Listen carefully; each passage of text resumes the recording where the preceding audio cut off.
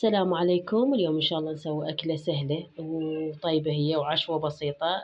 طبعا هواية ناس تعرفها وأكو ناس ما تعرفها، يعني ما جاي يسوونها. إي ما شاء الله على هاي الأكلات هسه الجديدة، بس هسه أنا حبيت أسويها عشوة بسيطة وسهلة. تتكون من القرنابيط، وتتكون من بصل وطماطة وبهارات وملح وزيت. بس أول شي خلينا نتاوى على النار وبعدين نضيف الدهن.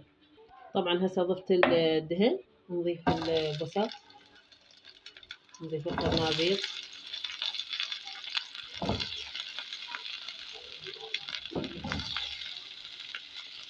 طبعا هسه ضفنا القرنابيط وحنحمسه شوية على ما شوية يصير لونه أحمر. طبعا شوفوا جاي تحمس، ونضيف البهارات والملح، شوية نحمسه، شوية نخليه يحمسن.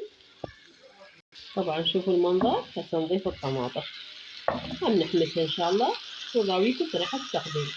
طبعا وهاي العفو، هاي مو كبدة، أنا سويت وياها كبدة. هاي كبدة، حميسة الكبدة بالطماطة، أنا هم صورتها.